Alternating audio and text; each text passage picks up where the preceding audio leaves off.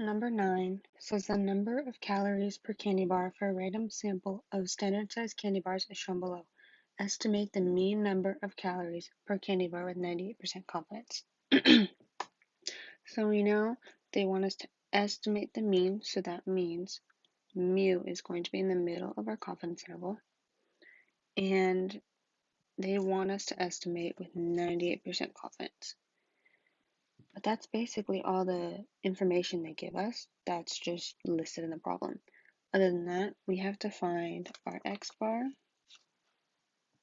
our standard deviation, and our n from these values in here.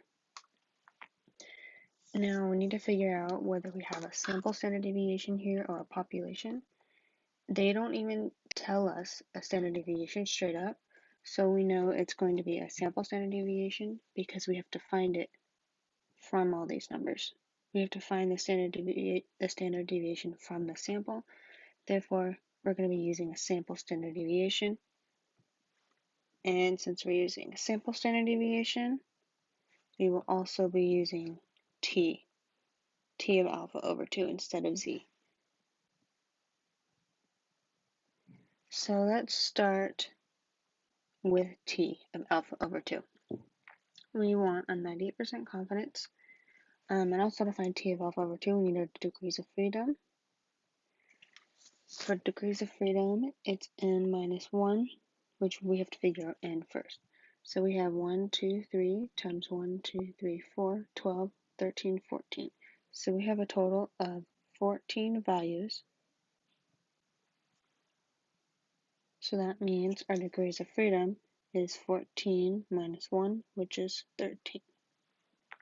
So let's take our degree of freedom, which is 13, in our 98% confidence interval, and go to our t distribution.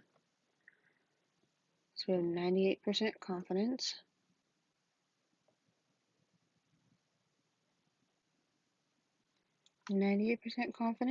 And degrees of freedom are 13, and they meet right here. So our t of alpha over 2 is 2.65.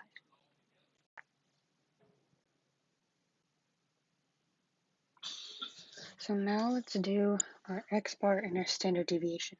To do this, you could do it by hand if you want to find your mean and your standard deviation, but I suggest using a calculator. It's much, much faster. So what you're going to do in your calculator is you want to put in all your values first. So you would go to second, or you wouldn't do second. You just hit stat and edit. And as you can see, I've already put mine in here. You just type in your values and press enter after each one. And you see they're all in here. And we have 14 values because n is 14, which is perfect. That's what we want. So then to calculate our values, we hit stat again. We hit the calc tab and number 1, first of our stats. Then enter again. And here's our values. See, x bar is first. 2.432, that's the value we're going to use here. And for our standard deviation, we use this S of x. That means the sample standard deviation.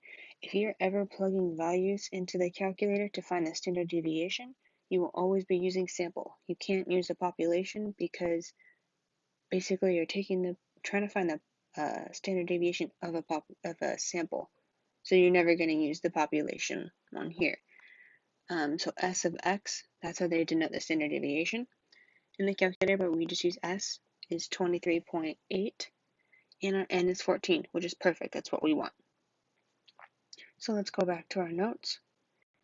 X bar is 243.2, and S is 23.8. So now we have everything we need here. We don't need anything else. Now, let's plug it into our equation. So x bar is 243.2 minus t of alpha over 2, which is 2.65, times s, which is 23.8, over square root of n, which is 14.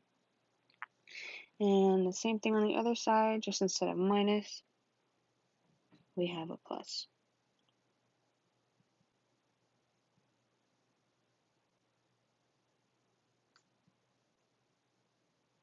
And what I would recommend doing, I think would be the easiest, is to calculate these values first. Since they're the same thing, you just have a plus and minus on each side. So then after that, we would have 243.2 minus a value. Oops, this isn't equals here. This is mu. And 243.2 plus a value. So let's plug that in our calculator. We have 2.65 times 23.8 over square root of 14.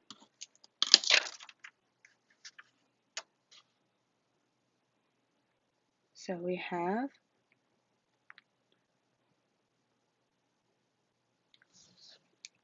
2.65 times 23.8 divided by square root of 14.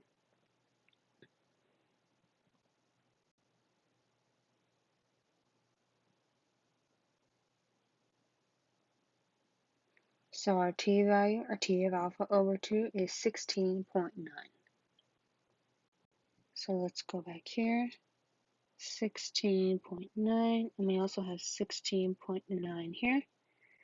And then when we subtract and add those, we get 226.3 is less than mu, is less than 260.1.